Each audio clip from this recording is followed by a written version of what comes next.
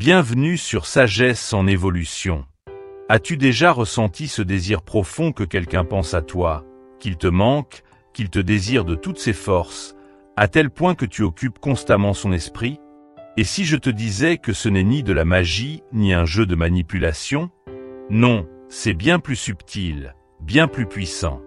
C'est un art, un équilibre délicat entre psychologie moderne et sagesse antique. Aujourd'hui, je vais te révéler des secrets que très peu de gens comprennent vraiment. 7 conseils essentiels qui te permettront d'attirer naturellement l'attention et le désir de cette personne spéciale, sans jamais te compromettre ou changer qui tu es. Imagine, tu n'as pas besoin de courir après cette personne, pas besoin de t'imposer ou de forcer une quelconque interaction.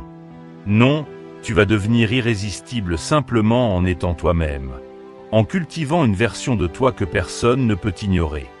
Ce que je vais te partager dans cette vidéo va bien au-delà des techniques habituelles que tu peux trouver un peu partout. Ici, on parle de transformation intérieure, de philosophie stoïcienne, qui t'aidera à comprendre que tout commence par toi. Ne t'inquiète pas, tu n'es pas là pour te perdre dans des stratégies complexes ou des méthodes superficielles. Tout ce dont tu as besoin pour faire en sorte que cette personne pense à toi, que tu lui manques, que tu deviennes inoubliable, est déjà en toi. Et c'est précisément ce que tu vas découvrir ici. Mais attention, chaque conseil que je vais partager avec toi aujourd'hui est une pièce du puzzle. Si tu veux vraiment atteindre ton objectif, tu dois rester avec nous jusqu'à la fin. Pourquoi? Parce qu'à la fin de cette vidéo, je vais te donner les clés pour transformer ces conseils en résultats concrets dans ta vie, pour que ce que je te partage devienne une réalité, et pas simplement de belles paroles. Si tu veux découvrir comment devenir cette personne rare, précieuse, qui laisse une empreinte durable sans avoir à forcer les choses, alors tu es au bon endroit. Reste bien attentif, car chaque point compte, et manquer l'un d'entre eux pourrait te priver de l'élément qui fera toute la différence. Imagine-toi à la fin de cette vidéo, armé de nouvelles connaissances, prêt à aborder tes relations d'une manière totalement nouvelle. Plus besoin de t'inquiéter, de te demander comment susciter l'intérêt ou l'attention de quelqu'un. Tu sauras exactement quoi faire. Alors accroche-toi, car ce que je vais te révéler pourrait bien être la clé que tu cherchais pour transformer tes relations. Ces quelques minutes que tu vas passer ici peuvent véritablement changer la donne. Et si tu restes jusqu'à la fin, je te promets que tu ne le regretteras pas. Alors installe-toi confortablement et prépare-toi à découvrir un monde où la sagesse ancienne et la psychologie moderne s'unissent pour t'aider à devenir cette personne que l'on désire ardemment, non par manipulation, mais par authenticité. Soyons clairs, tu es sur le point d'explorer un nouveau chemin, un chemin vers une version de toi que même toi, tu n'as peut-être pas encore pleinement découverte.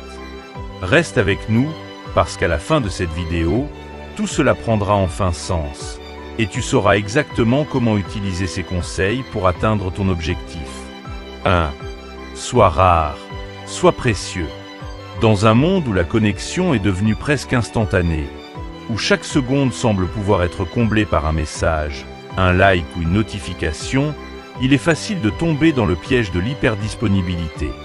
Pourtant, paradoxalement, ce flot constant d'attention peut non seulement affaiblir la profondeur des relations, mais aussi éroder ta propre valeur aux yeux des autres. Le premier conseil est donc essentiel. Sois rare, sois précieux. Cela peut sembler contre-intuitif. Après tout, nous vivons à une époque où l'on nous encourage à rester toujours connectés, à répondre immédiatement, à être constamment disponible. Pourtant, la disponibilité excessive peut parfois tuer le mystère et l'excitation qui sont au cœur du désir humain. Si l'on te voit comme quelqu'un de toujours accessible, toujours à portée de main, tu perds une partie de cette aura mystérieuse qui attise l'intérêt des autres. Pense-y un instant, ce qui est rare est précieux. Dans la vie, que ce soit pour un objet de valeur, une œuvre d'art ou même une personne, ce qui se fait désirer a plus d'importance et d'impact que ce qui est constamment offert sur un plateau. Prenons un exemple tiré de la vie quotidienne. Imagine que tu as un ami qui t'envoie des messages toutes les heures. Au début, tu trouves cela sympathique, mais au fil du temps, cette constante sollicitation devient une sorte de bruit de fond. Cet ami est toujours là, à tel point que tu finis par ne plus prêter autant d'attention à ses messages, car tu sais qu'il sera toujours disponible. En revanche, pense à un ami avec qui tu communiques moins souvent, mais chaque échange est profond, significatif et rare. Cet ami, par sa rareté, finit par occuper une place spéciale dans ta vie, car chaque interaction est attendue, chaque conversation a du poids. La rareté, ici, ne signifie pas que tu dois disparaître ou ignorer les autres, mais que tu dois apprendre à doser ta présence. Être rare, c'est savoir offrir de la qualité plutôt que de la quantité. Lorsque tu es constamment disponible, il n'y a plus de mystère, plus de place pour l'imagination. Au contraire, en te faisant un peu désirer, en créant une distance subtile, tu permets à l'autre de ressentir le manque. Ce manque, loin d'être un problème, est en réalité une force puissante. Lorsque quelqu'un prend conscience de ton absence, il réalise la valeur de ta présence. C'est un peu comme une pause musicale dans une mélodie. Le silence entre deux notes permet d'apprécier davantage la musique lorsqu'elle reprend. La même idée s'applique dans les relations humaines. Si tu es toujours là, l'autre n'a jamais l'occasion de se demander comment ce serait si tu n'y étais pas. En créant de l'espace, tu laisses de la place pour l'imagination, et c'est dans cette absence que le désir peut grandir. D'ailleurs, c'est un principe fondamental de la philosophie stoïcienne. Apprendre à trouver la juste mesure, à cultiver la modération dans nos actions. Être constamment présent, que ce soit physiquement ou à travers des messages, c'est tomber dans l'excès.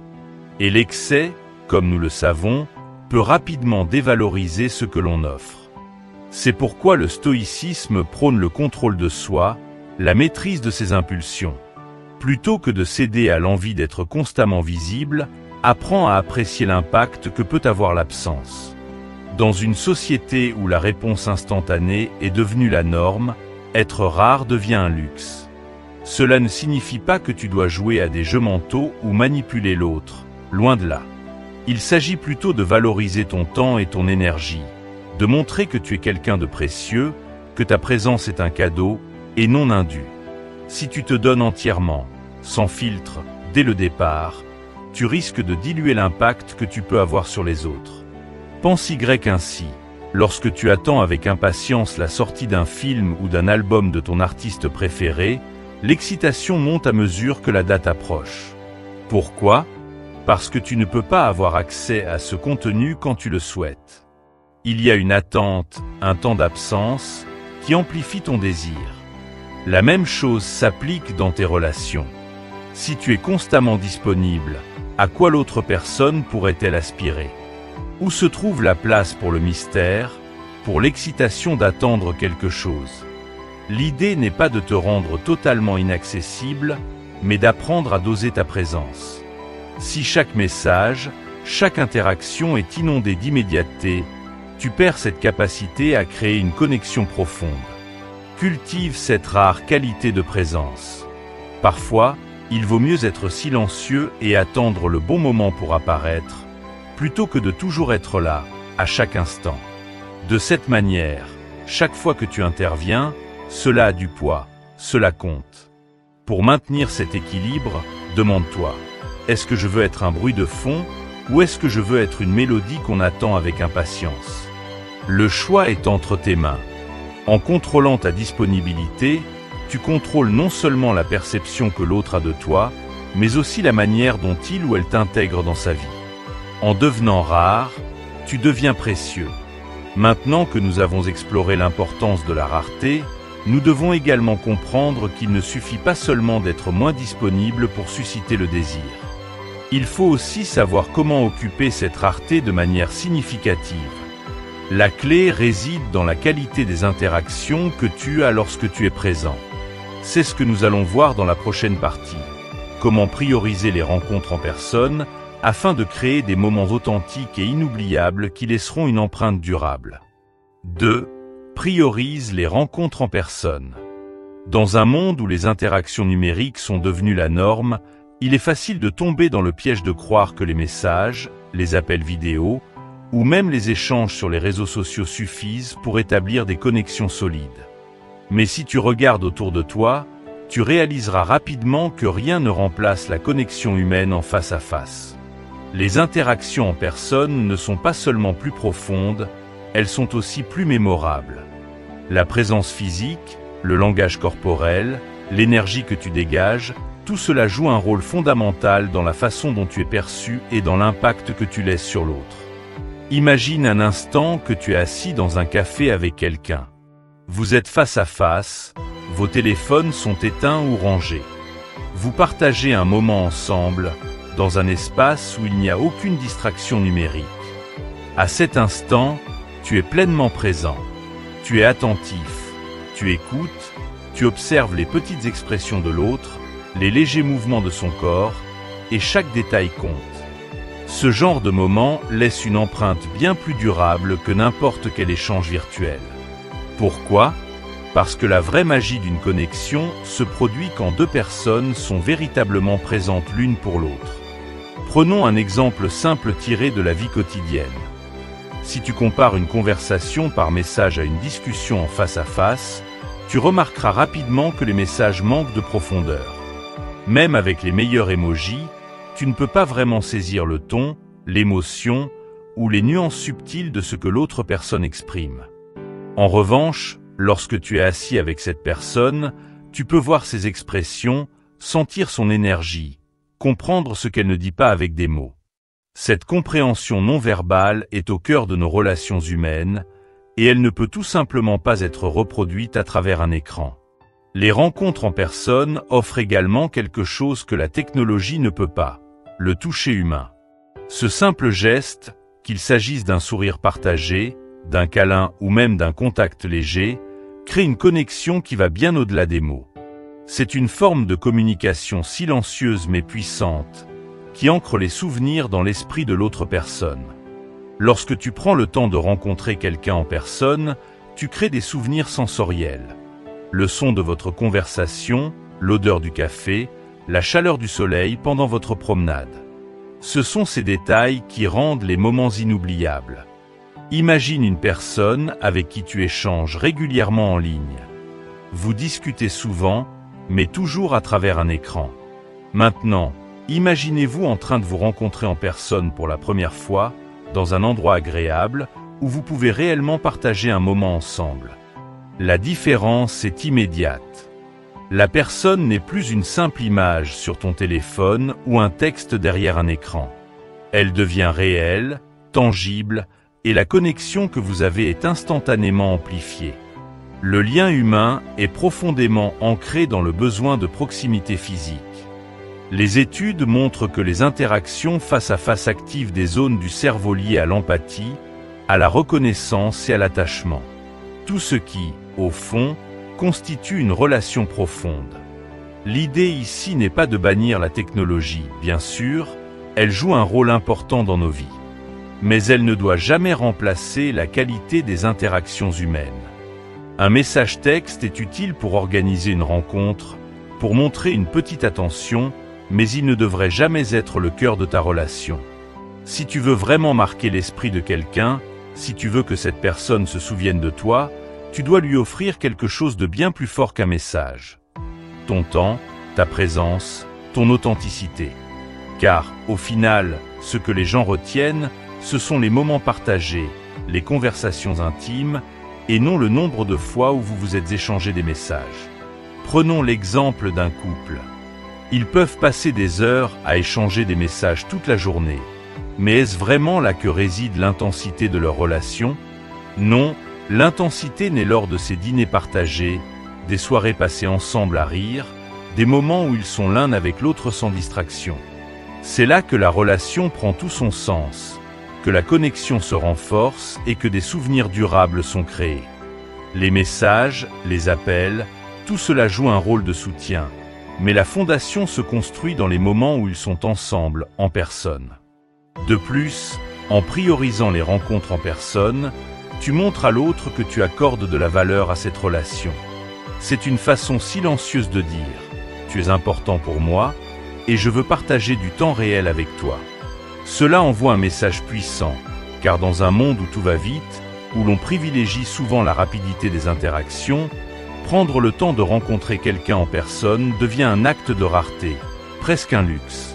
C'est une manière de montrer que tu es prête à investir ton temps, ton énergie et ta présence dans cette relation.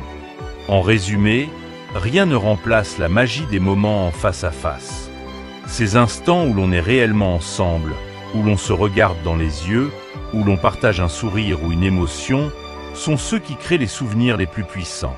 Cultive ces moments, car ce sont eux qui feront la différence dans tes relations. Et si tu cherches à construire une connexion qui dure, à faire en sorte que quelqu'un pense à toi et ressente le besoin de ta présence, c'est dans ces rencontres en personne que tu trouveras les réponses. Maintenant que nous avons compris l'importance des rencontres en personne, il est temps de réfléchir à la manière dont tu te présentes lors de ces moments. Il ne suffit pas d'être là physiquement, il faut aussi que ta présence soit enracinée dans une forme de confiance et d'indépendance émotionnelle. Être indépendant émotionnellement est une qualité irrésistible qui attire naturellement les autres vers toi. Dans la prochaine partie, nous explorerons comment cultiver cette indépendance pour renforcer ta valeur et attirer l'attention de ceux qui t'entourent. 3. L'indépendance émotionnelle. Dans toute relation, qu'elle soit romantique, amicale ou professionnelle, l'une des qualités les plus puissantes et les plus attirantes que tu peux développer est l'indépendance émotionnelle. Contrairement à ce que beaucoup pensent, être émotionnellement indépendant ne signifie pas être froid, distant ou insensible. C'est tout le contraire. C'est apprendre à être tellement en paix avec toi-même, à être si complet et épanoui dans ta propre vie, que tu n'as pas besoin de l'autre pour te sentir entier. Cette qualité, bien que souvent sous-estimée, est l'un des principaux moteurs de l'attraction et du respect dans une relation. Imagine un instant que ta vie est un jardin bien entretenu. Ce jardin représente ton bien-être personnel, tes passions, tes rêves et ta croissance individuelle. Si tu dépends constamment de quelqu'un d'autre pour arroser ce jardin, pour s'occuper de tes plantes ou pour veiller à ce qu'elles prospèrent, tu perds le contrôle de ce qui t'appartient. Cependant, si tu apprends à entretenir ce jardin toi-même, à prendre soin de chaque plante avec amour et attention, ton jardin ne sera pas seulement florissant, mais il attirera aussi les regards de ceux qui passent près de lui. C'est exactement de cette manière que fonctionne l'indépendance émotionnelle dans les relations. Lorsque tu es autonome, quand tu as une vie remplie d'activités qui te passionnent, des objectifs personnels que tu poursuis avec détermination, et que tu te sens bien dans ta propre compagnie, tu dégages naturellement une énergie irrésistible. Les gens sont attirés par ceux qui ont une aura d'accomplissement, qui ne semblent pas chercher désespérément l'approbation ou l'affection des autres pour combler un vide intérieur. Ce type d'énergie agit comme un aimant, parce qu'il inspire confiance et sécurité. Prenons un exemple simple.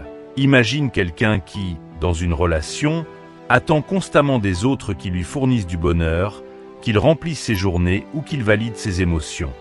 Cette personne finit par épuiser ses proches, car elle devient dépendante de leur présence et de leurs actions pour se sentir bien. Maintenant, compare cela à quelqu'un qui est pleinement satisfait dans sa propre vie. Cette personne sait qu'elle peut être heureuse toute seule, qu'elle peut se divertir, se motiver et poursuivre ses objectifs sans avoir besoin de l'approbation ou de la validation constante des autres. Cette dernière personne est bien plus attirante, car elle ne représente pas un fardeau émotionnel pour son entourage. Au lieu d'absorber l'énergie des autres, elle la partage, la renforce et devient une source de positivité dans la vie des autres. Il est important de souligner que l'indépendance émotionnelle ne signifie pas qu'il faut ignorer l'autre ou être indifférent à ses besoins. Ce n'est pas une invitation à couper les liens ou à ne jamais partager tes émotions. En fait, l'indépendance émotionnelle te permet d'entrer dans une relation depuis un lieu d'abondance et non de besoin. Cela signifie que tu es capable de donner sans attendre systématiquement quelque chose en retour, parce que tu n'es pas émotionnellement dépendant de l'autre personne pour te sentir complet. Imagine cela. Tu invites quelqu'un à un banquet. Si tu as déjà un banquet magnifiquement préparé, avec des plats délicieux et une ambiance accueillante, la personne se sentira privilégiée de partager ce moment avec toi. Mais si tu attends que cette personne arrive avec tous les ingrédients et prépare elle-même le festin, la dynamique est complètement différente. C'est exactement ce qui se passe dans les relations humaines. Lorsque tu apportes de la valeur à la relation, sans attendre que l'autre comble tes manques, tu crées un environnement de partage et de croissance mutuelle. Être émotionnellement indépendant, c'est aussi savoir apprécier tes propres moments de solitude. Dans un monde qui valorise l'interconnexion constante, beaucoup de gens ont peur d'être seuls, car la solitude est souvent associée à l'isolement ou à un sentiment de rejet. Pourtant, la solitude, lorsqu'elle est bien utilisée, est l'un des outils les plus puissants pour grandir personnellement. Profiter de ces moments seuls permet de réfléchir, de se connaître, de mieux comprendre ses désirs et de trouver un équilibre émotionnel. Une personne qui sait être seule est une personne qui ne sera jamais dépendante de la présence des autres pour se sentir épanouie. Un autre aspect clé de l'indépendance émotionnelle est d'accepter ce que tu ne peux pas contrôler. Cela découle directement de la philosophie stoïcienne. Dans les relations, tu ne peux pas toujours influencer la façon dont l'autre personne se sent, ni contrôler ses actions. Tu ne peux pas forcer quelqu'un à t'aimer, à te désirer ou à te manquer. Ce que tu peux contrôler, c'est ta propre vie, tes réactions et ton développement personnel. En te concentrant sur toi-même, sur ce que tu peux améliorer et sur ce que tu peux offrir, tu deviens naturellement plus attrayant. Les autres seront intrigués et inspirés par ta capacité à rester centré, même lorsque les choses échappent à ton contrôle. Il est également essentiel de comprendre que l'indépendance émotionnelle ne signifie pas que tu es invulnérable ou insensible. Il est tout à fait normal de vouloir être aimé, soutenu et compris dans une relation.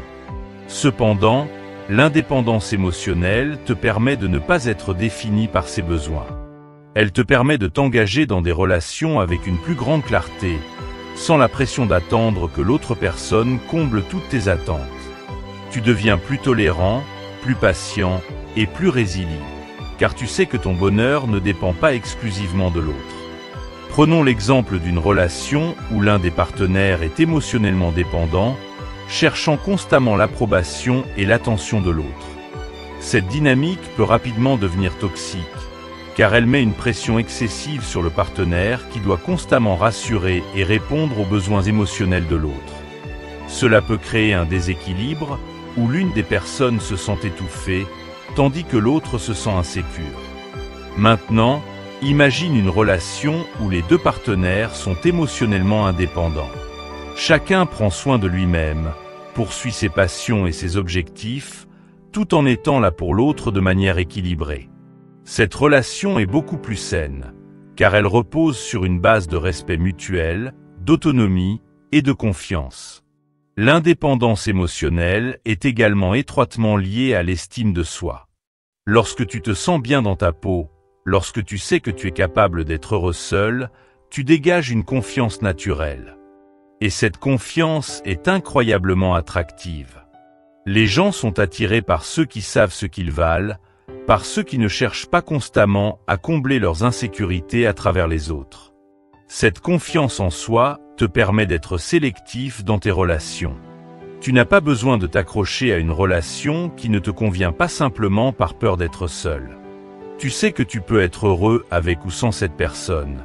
Et cette liberté te permet de choisir des relations qui t'apportent vraiment de la valeur.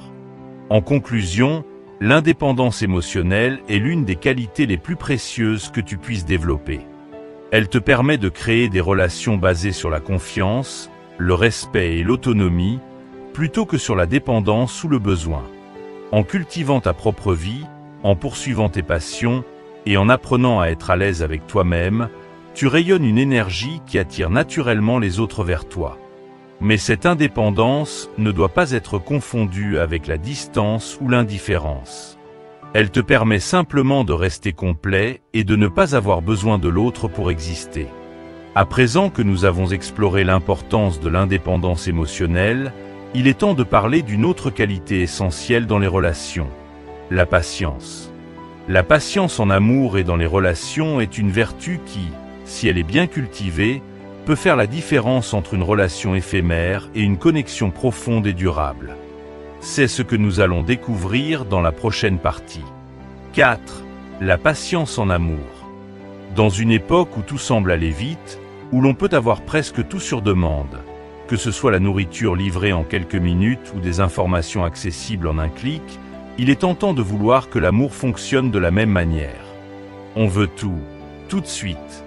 L'idée de l'amour à première vue, cette notion que la connexion parfaite peut se produire instantanément, est séduisante.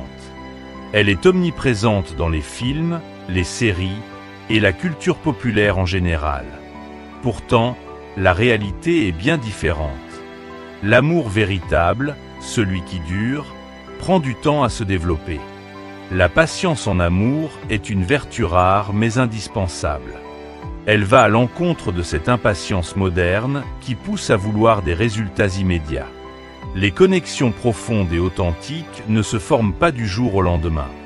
Elles nécessitent du temps, de l'attention et surtout une réelle volonté de découvrir l'autre dans toute sa complexité. Imagine un peu une plante que tu essaies de faire pousser. Si tu attends qu'elle fleurisse du jour au lendemain, tu seras rapidement frustré. Mais si tu lui donnes le temps de s'enraciner, de croître naturellement, en prenant soin de l'arroser régulièrement et de lui offrir la lumière nécessaire, elle finira par éclore dans toute sa beauté. L'amour fonctionne de la même manière. Prenons un exemple concret. Supposons que tu rencontres quelqu'un et que tu ressens immédiatement une forte attirance.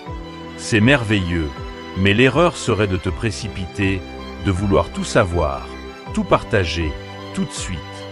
En agissant ainsi, tu risques de brûler les étapes, de ne pas laisser le temps à la relation de se construire sur des bases solides.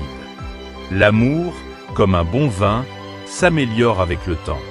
Ce qui, au départ, pourrait n'être qu'une étincelle d'attirance peut se transformer en un feu puissant si tu laisses le temps à cette relation de mûrir.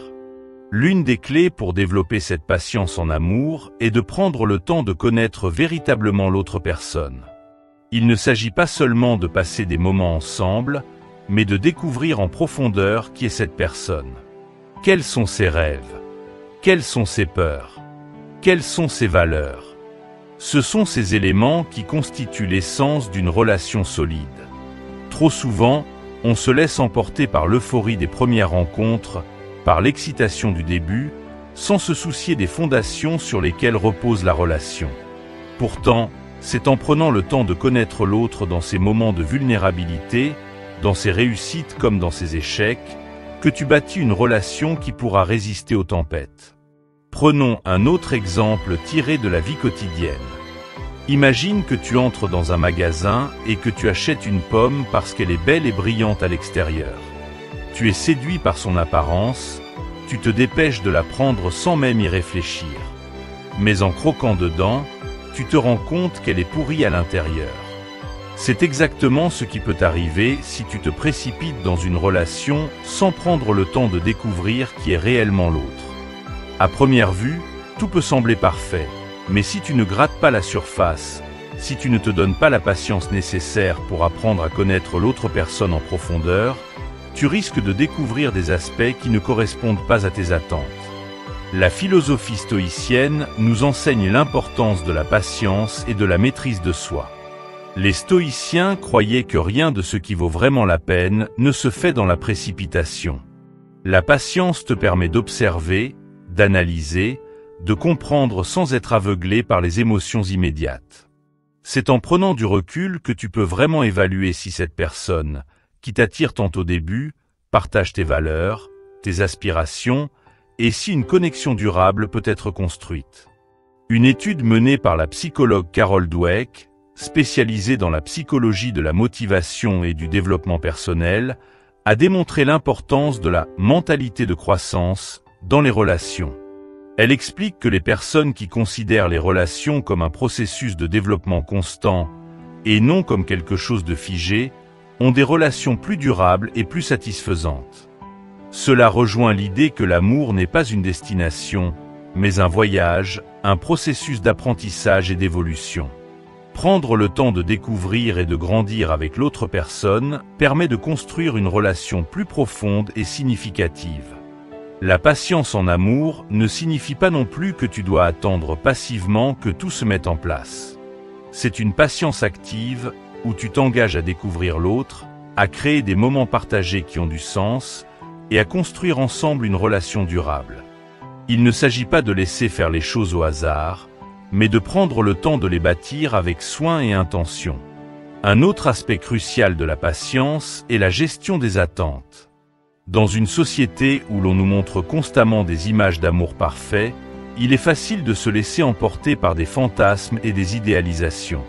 Pourtant, l'amour n'est jamais parfait. Il est imparfait, comme nous le sommes tous. La patience te permet d'accepter ses imperfections, de comprendre que l'autre personne, tout comme toi, a ses forces et ses faiblesses.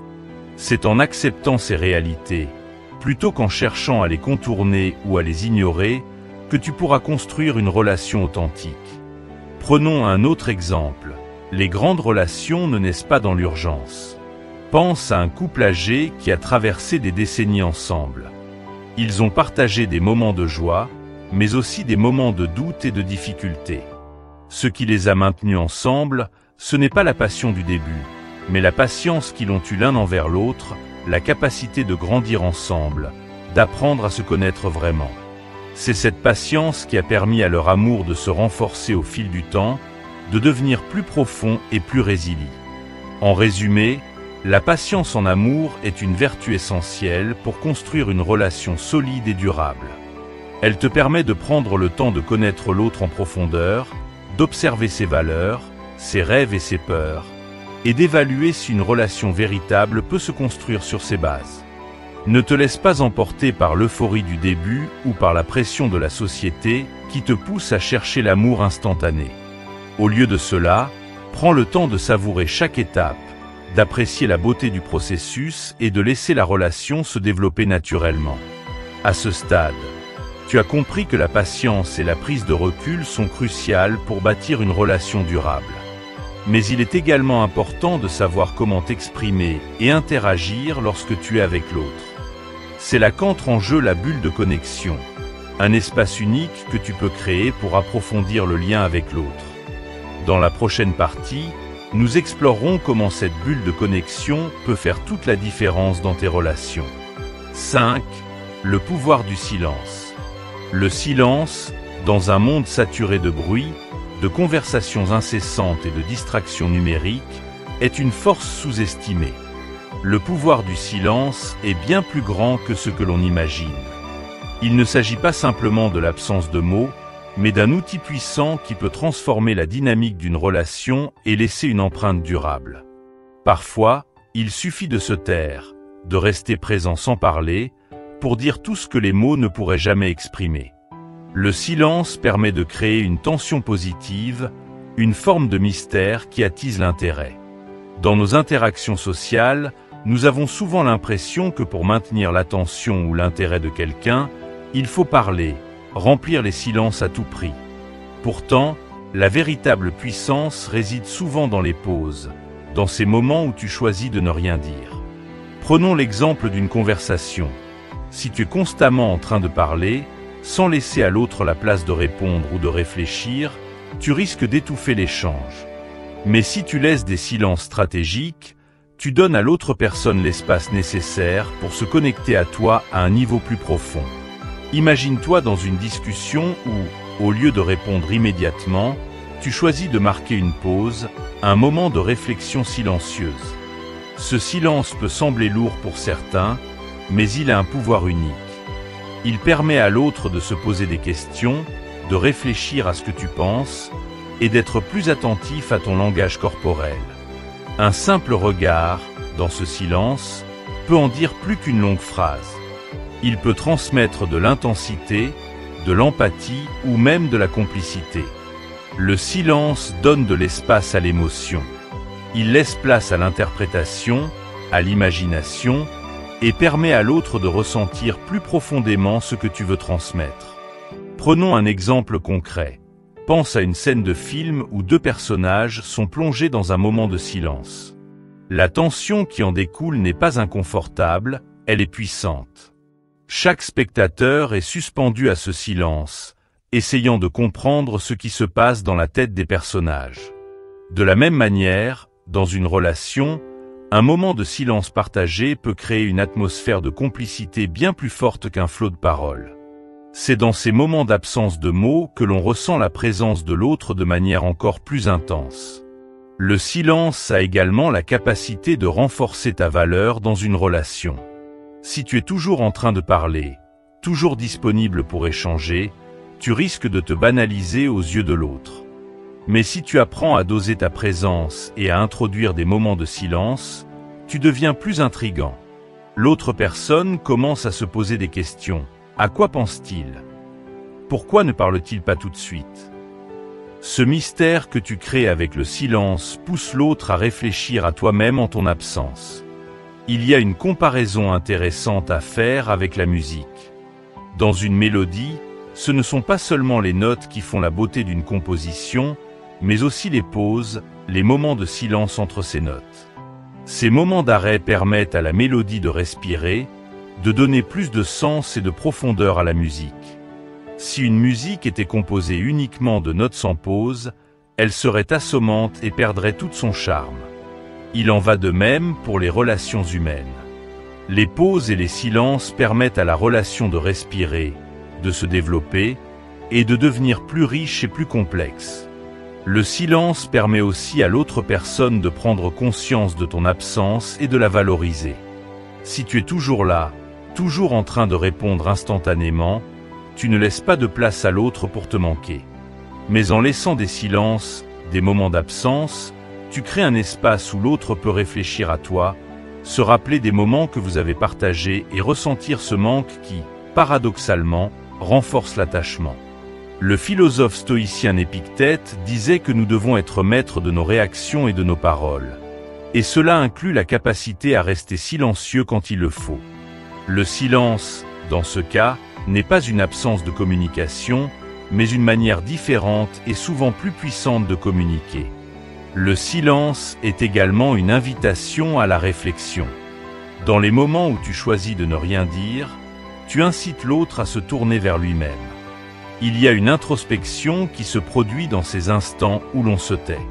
Ce silence peut aussi être une manière de montrer à l'autre que tu respectes son espace, que tu n'as pas besoin de combler tous les vides avec des mots, que tu es à l'aise avec l'idée de simplement être présent, sans forcer la conversation. Cette confiance dans le silence est un signe de maturité émotionnelle.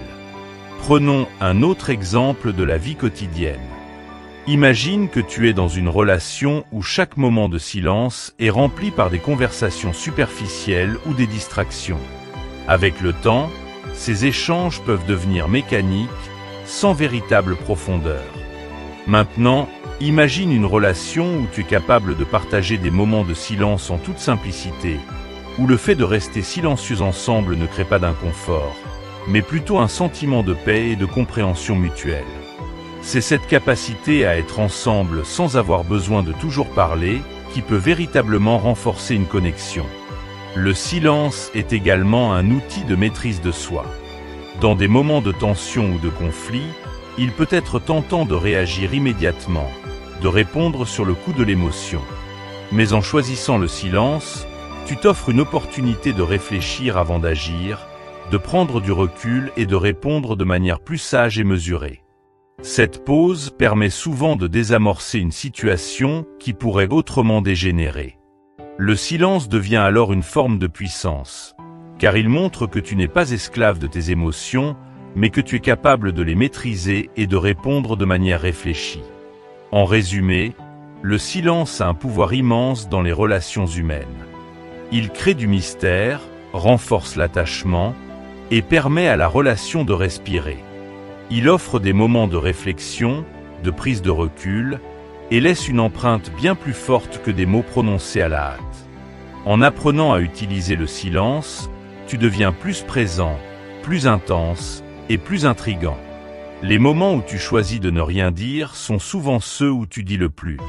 Maintenant que nous avons exploré la force du silence, nous devons nous pencher sur un autre aspect essentiel des relations, l'authenticité.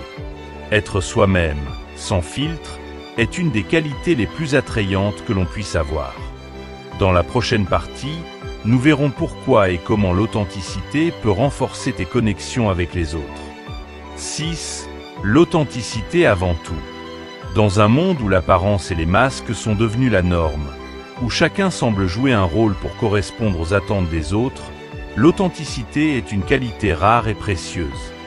Être authentique, c'est avoir le courage d'être soi-même, de ne pas essayer de correspondre à une image idéalisée ou à des attentes extérieures. Et c'est justement cette authenticité qui attire naturellement les autres et qui permet de créer des relations durables, profondes et sincères. La société moderne nous pousse constamment à nous conformer à des standards. Que ce soit sur les réseaux sociaux, au travail ou dans nos relations personnelles, il semble toujours y avoir une pression pour afficher une version parfaite de soi. Pourtant, derrière ce masque de perfection, beaucoup ressentent un vide, une déconnexion. Pourquoi ? Parce qu'en cherchant à être quelqu'un que l'on n'est pas, on finit par créer une distance entre soi et les autres. Les relations qui se construisent sur des façades sont superficielles, fragiles et souvent éphémères. Mais lorsque tu choisis d'être toi-même, sans artifice, tu permets à l'autre de te voir tel que tu es vraiment. C'est là que réside la véritable connexion. Prenons un exemple tiré de la vie quotidienne. Imaginons une personne qui, lors de chaque interaction, essaie de plaire, de dire ce que l'autre veut entendre ou de se comporter de manière à être accepté. Au premier abord, cela peut sembler fonctionner. Cette personne obtient peut-être des compliments, de l'attention et est perçue positivement. Mais avec le temps, une sorte de dissonance se crée. Les gens commencent à ressentir que quelque chose sonne faux, que cette personne n'est pas réellement ce qu'elle prétend être. La relation devient fragile, car elle repose sur des fondations trompeuses. En revanche, une personne authentique, qui ne cherche pas à cacher ses défauts, mais qui accepte et assume ses imperfections, crée un sentiment de confiance et de sécurité chez l'autre. Pourquoi ? Parce que l'authenticité, contrairement à la fausse perfection, est stable et réelle. L'authenticité ne signifie pas que tu dois tout partager, ni que tu dois te dévoiler entièrement à chaque interaction. Il s'agit plutôt d'être en accord avec toi-même, d'agir selon tes valeurs, et de ne pas chercher à te transformer pour plaire aux autres. Par exemple, si tu n'aimes pas une activité, ne fais pas semblant d'apprécier juste pour être accepté. Si tu as une opinion différente, ne la cache pas par peur du rejet. Lorsque tu es vrai avec toi-même, tu crées un espace où l'autre peut également être authentique, sans avoir peur d'être jugé. Prenons un autre exemple dans le cadre des relations amoureuses. Il est fréquent que, dans les débuts d'une relation, les deux partenaires essaient de montrer leur meilleur visage, cachant parfois des aspects de leur personnalité qu'ils jugent moins attrayants. Cependant, au fil du temps, ces parties cachées refont surface. Si tu n'es pas authentique dès le départ, tu risques de créer des attentes irréalistes chez l'autre personne. Lorsque ces aspects de toi finissent par se révéler, cela peut provoquer des tensions, voire des ruptures, car la relation n'a pas été construite sur une base solide et vraie.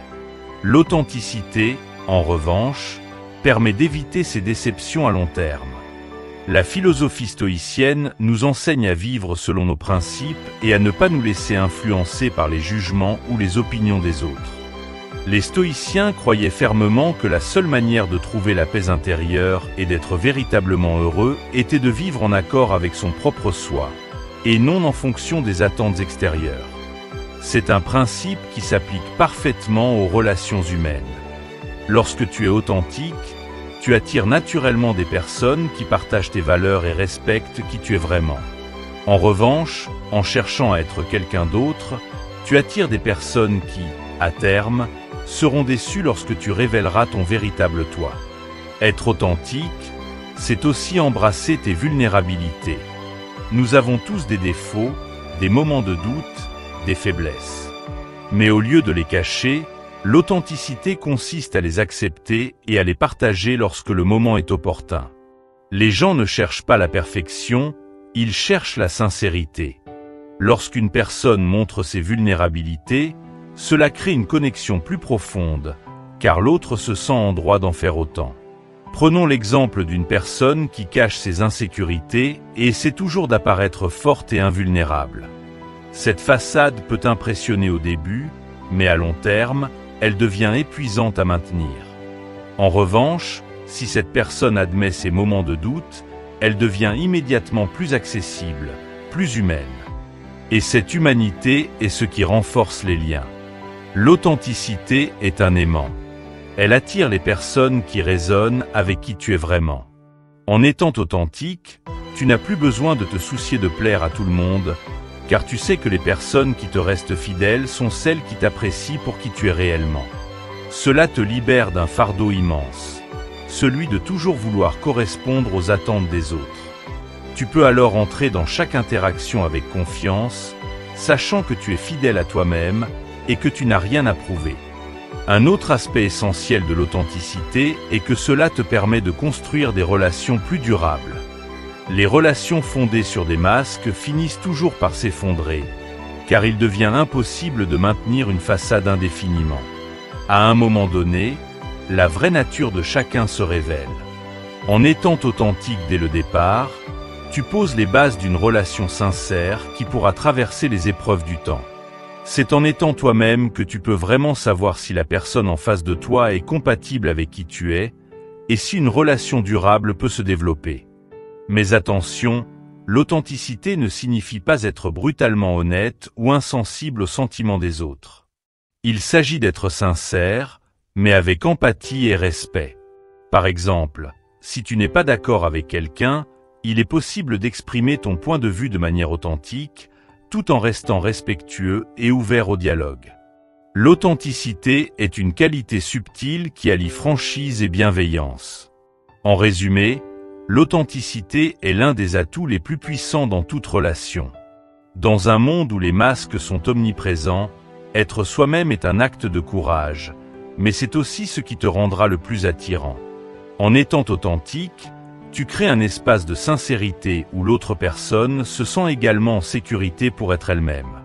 C'est ainsi que tu bâtis des relations profondes, durables et pleines de sens. Plus tu es en accord avec toi-même, plus tu attireras des personnes qui partagent tes valeurs et respectent qui tu es vraiment. L'authenticité est la clé de toute connexion véritable. Maintenant que tu comprends l'importance de l'authenticité, il est temps d'aborder un autre aspect essentiel des relations, créer de l'espace pour le désir. Dans la prochaine partie, nous verrons comment l'équilibre entre présence et absence peut renforcer l'attachement et maintenir l'excitation dans une relation. 7. Crée de l'espace pour le désir. Dans une relation, qu'elle soit naissante ou bien établie, l'un des plus grands pièges est de croire que plus tu es présent, plus tu renforces le lien. En réalité, l'absence et la distance jouent un rôle crucial dans le maintien du désir et de l'excitation.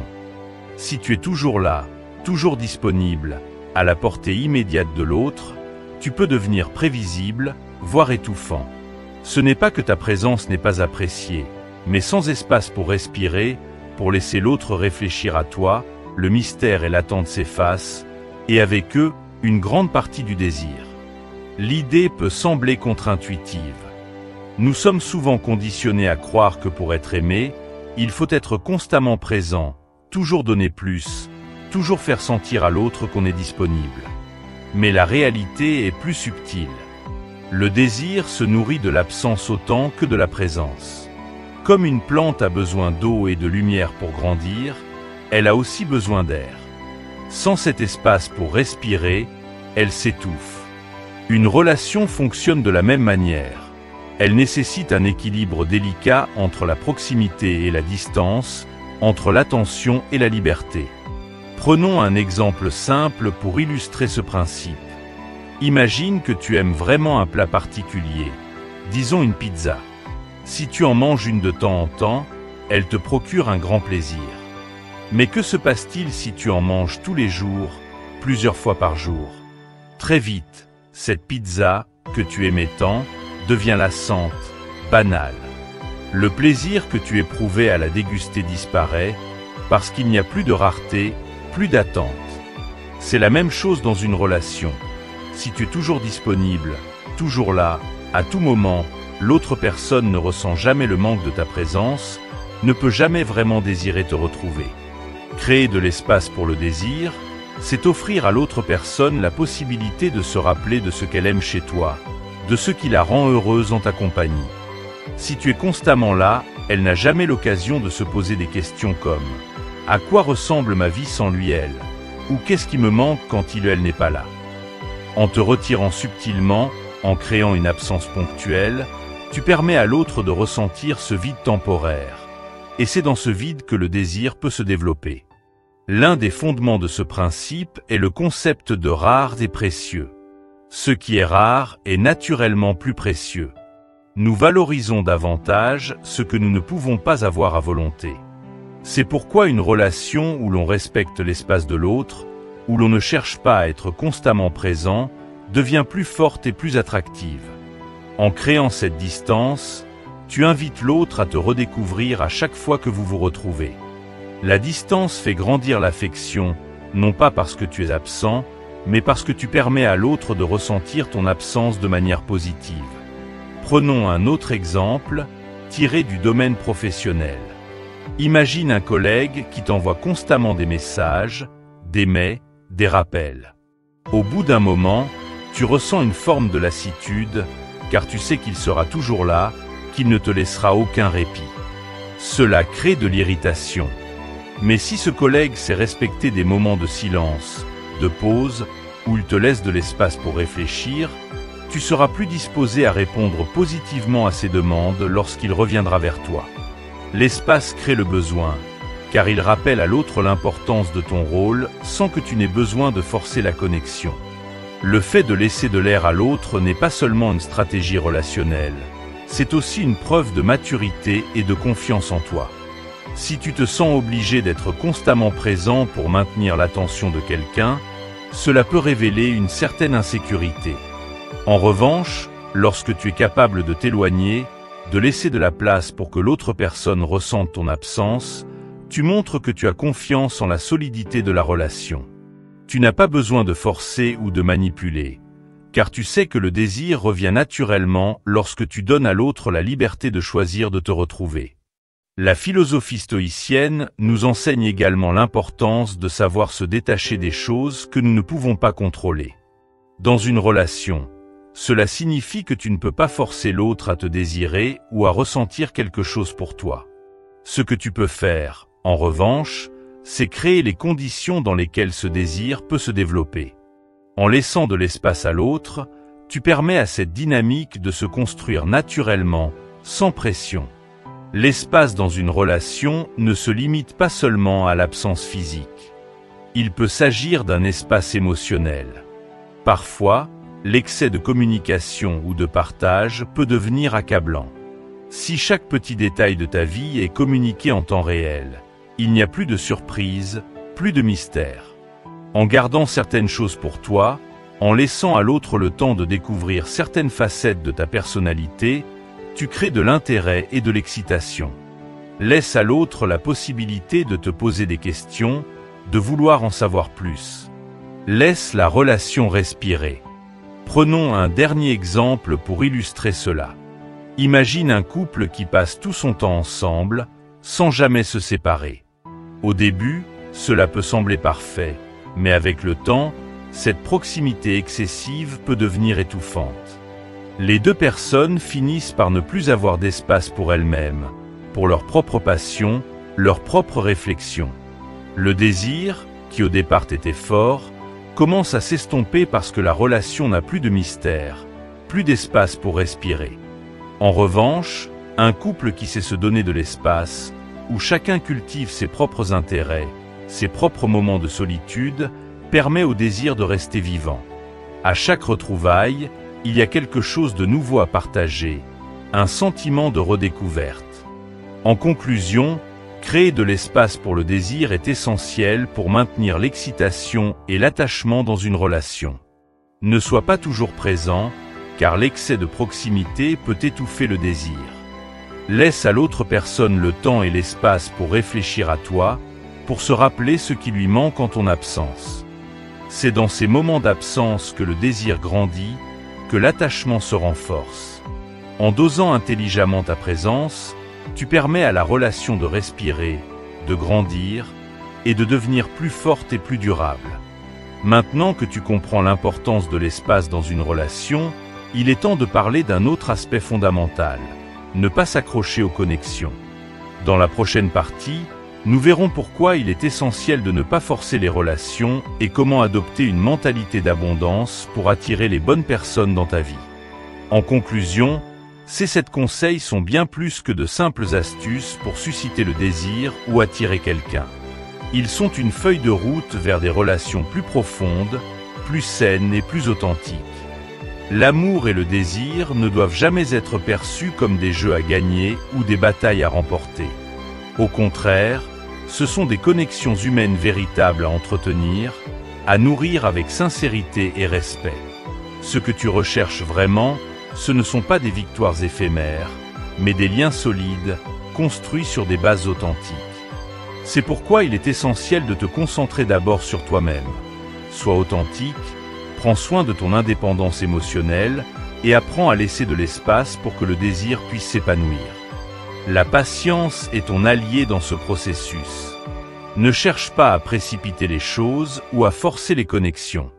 Les vraies relations, celles qui résistent à l'épreuve du temps, sont celles qui se construisent lentement, avec des fondations solides. Accorde-toi et accorde à l'autre le temps nécessaire pour que le lien se développe naturellement. De la même manière, cultive la rareté. Sois présent de manière intentionnelle et significative, mais laisse aussi de l'espace pour que l'autre ressente le manque de ta présence. Le mystère et l'anticipation sont des moteurs puissants du désir. Être authentique est sans doute le conseil le plus fondamental de tous. Dans un monde où tant de gens se cachent derrière des masques ou essaient de correspondre à des attentes extérieures, ta véritable force réside dans ta capacité à rester fidèle à toi-même. Cette sincérité et cette transparence attireront les bonnes personnes dans ta vie, celles qui te verront pour ce que tu es réellement et qui apprécieront ton authenticité. En fin de compte, ce qui crée des relations durables, c'est cette capacité à être vulnérable, honnête et véritablement toi-même. C'est cette principe, patience, rareté, indépendance émotionnelle, silence, authenticité, espace et compréhension forment la base de toute relation réussie. En les appliquant, tu ne te contenteras pas de provoquer un désir passager. Tu bâtiras des relations qui résisteront au temps, aux difficultés et aux changements. Parce qu'une relation basée sur ces valeurs n'est pas seulement une connexion superficielle.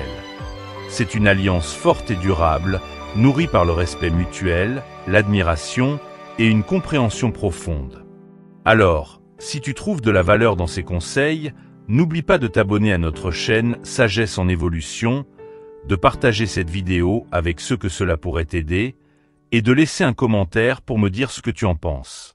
Cela m'aide à créer encore plus de contenu de qualité pour toi. Et surtout, n'oublie pas de cliquer sur la cloche de notification pour ne jamais manquer nos prochaines vidéos. Rappelle-toi, la clé de toute relation réussie réside dans la patience, la rareté et l'authenticité. À très bientôt pour de nouveaux conseils sur Sagesse en évolution.